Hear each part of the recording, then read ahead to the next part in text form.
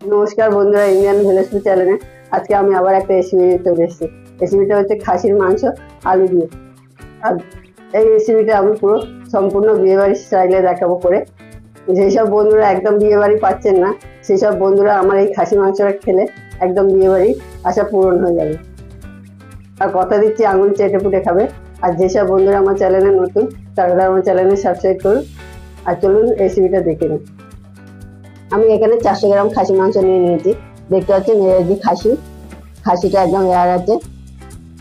আমি দেখাচ্ছি খাসি মাংসটা তোমাদের হাত দিয়ে কতটা পরিমাণে, কতটা ভালো খাসি মাংসটা, চর্বিও আছে, সবকিছু লেয়ার। এবার এই খাসি মাংসটা আমি ম্যারিনেট করে নেবো। খাসি মাংস করার জন্য আমি সামান্য পরিমাণে পেঁয়াজ কুচি দিয়ে দিলাম। এরপর ওপর থেকে দিয়ে দেবো ম্যারিনেট করার জন্য টমেটো কুচি। এবার ওপর থেকে সামান্য পরিমাণে আদা বাটা দিয়ে দেবো। তারপর দিয়ে দেবো হালকা সামান্য রসুন বাটা। এবারে এখানে দিয়ে দেবো 50 গ্রাম টক দই। এবারে দিয়ে দেবো ওপর থেকে কিছু পরিমাণে মশলা।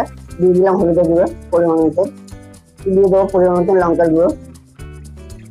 এবার সামান্য পরিমাণে জিরের গুঁড়ো দিয়ে দেবো। তারপর দিয়ে দেবো সামান্য পরিমাণে ধনের গুঁড়ো।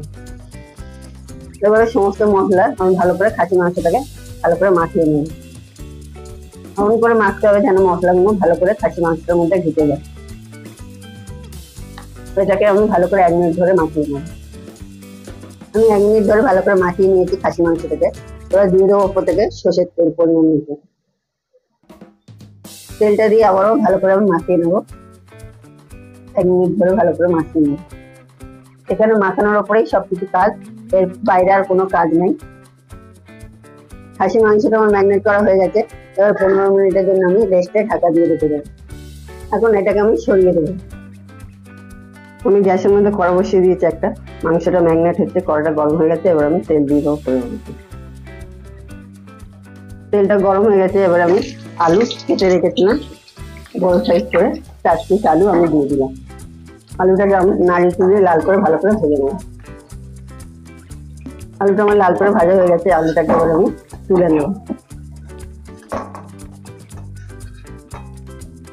এবার একটা এলাচ, দারচিনি, কাজ, লবঙ্গ আর একটা তেজপাতা আমি তেলটার মধ্যে দিয়ে দেবো।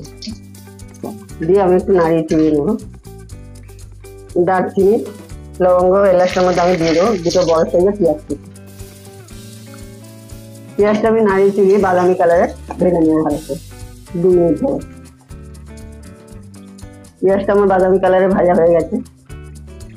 এর বেশি ভাজলে পেঁয়াজটা পুড়ে যাবে। এবারে উপর থেকে দিয়ে দেবো আমি টমেটো কুচি।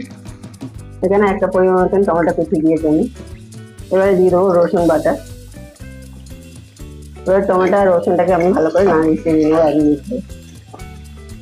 আমি 1 মিনিট ভালো করে নাড়িয়ে দেবো। উপর থেকে পরিমাণ মতন হলুদের গুঁড়ো, পরিমাণ মতন জিরের গুঁড়ো, তারপর দিয়ে দেবো ধনের গুঁড়ো। এই সমস্ত মশলা আমি ভালো করে নাড়িয়ে চেড়ে নেবো 1 মিনিট ধরে।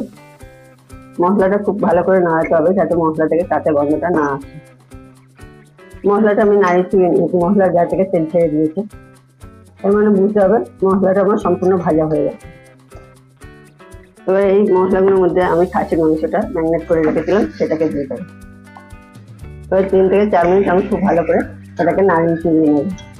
এই সময় গ্যাসের লেভেলটা একটু বাড়িয়ে দেবে, দিয়ে খুব ভালো করে নাড়িয়ে চুড়িয়ে দেবে। 3 থেকে 4 মিনিট ঠিক এভাবেই হবে না। ঠিক আমি 3-4 মিনিট নাড়ানোর পরে মটনটার থেকে তেল উঠে গেছে। এবার উপর থেকে আমি দিয়ে দেবো পরিমাণ মতো নুন। এবার উপর থেকে দিয়ে দেবো পরিমাণ মতো চিনি। চিনিটা দিলে রং কালার দুটোই সুন্দর হবে, খেতে ভালো, খেতেও টেস্ট হবে। এবারে উপর থেকে দিয়ে দেবো সামান্য পরিমাণে ডিশ। তোমাদের বাড়িতে থাকলে দেবে, না থাকলে না দেবে। এবার দিয়ে দেবো উপর থেকে ভিনেগার 1 চিপি। তোমরা ভিনেগার থাকলে দেবে, না থাকলে তোমরা পাতিলেবু দিতে পারো। এবারে এই সমস্ত উপকরণ আমি ভালো করে নাড়িয়ে চুড়িয়ে দেবো। দিয়ে আমি 2 মিনিট ধরে ভালো করে কষিয়ে নেবো। 2 মিনিট নাড়িয়ে চুড়িয়ে দেওয়ার পরে মাংসটা আমার সম্পূর্ণ কষানো হয়ে গেছে। এবারে এটাকে আমি প্রেসার কুকারে ট্রান্সফার করে দেবো। সেখানে আমি একটা প্রেসার কুকার নিয়ে নিয়েছি। প্রেসার কুকারটার মধ্যে আমি মাংসটাকে ঢেলে নেব। প্রেসার কুকারের মধ্যে মাংসটা দেওয়ার পরে এরপরে আমি দিয়ে দেবো 300 গ্রাম পরিমাণের জল। আমি এখানে একটা গ্লাসের মধ্যে 300 গ্রাম জল দিয়ে দিয়েছি। এবারে ভেজে রাখা আলুগুলো আমি দিয়ে দেবো মাংসটা। দিয়ে দেবো আমার তৈরি গ্যাস গরম মশলা। এই গরম মশলাটা ছাই গরম মশলার থেকে অনেক ভালো। এবার আমি প্রেসার কুকার মুখটাকে সিল করে দেবো। মটনটাকে 5 থেকে 6টা সিটি দিয়ে বয়ল করে নিয়েছি। এবার প্রেসার কুকারটা খুলে দেবো, মাংসটা কি অবস্থা আছে। মটনটা দেখতে পাচ্ছেন আমার কত সুন্দর কালার চলে এসছে, ঠিক অনেকটা গোলবাড়ি কষা মাংসের মতন হয়েছে। পুরোপুরি আমার মাংসটা পুরোপুরি গলেও গেছে, নরম হয়ে গেছে ভালো। এবার এটাকে আমি একটা পাত্রের মধ্যে ঢেলে নেবো। মটনটা দেখতে পাচ্ছেন ঝাল ঝাল আর লাল লাল, মটনটা আমার পুরো তৈরি হয়ে গেছে। ঠিক বিয়েবাড়ির স্টাইলে মাংসটা আমি তৈরি করে নিয়েছি। তোমরা ঠিক বাড়িতে এইভাবেই তৈরি করে নেবে। তোমরা ভাত, রুটি, লুচি, পরোটা সবকিছুর সাথেই খেতে পারবে এই মটনটা। আমার বিয়েবাড়ির স্টাইলে মটনটা তৈরি হয়ে গেছে সম্পূর্ণ। ঠিক এরকম ভাবে মটন পেতে গেলে আমার চ্যানেলে সাবস্ক্রাইব করতে হবে, লাইক করতে হবে, বেশি বেশি করে শেয়ার করতে হবে। আজকের মতো ভিডিও আমি এখানেই শেষ করছি। দেখা হচ্ছে অন্য কোনো ভিডিওতে। সবাই সুস্থ থাকুন, ভালো থাকুন। জয় হিন্দ, বন্দে মাতরম।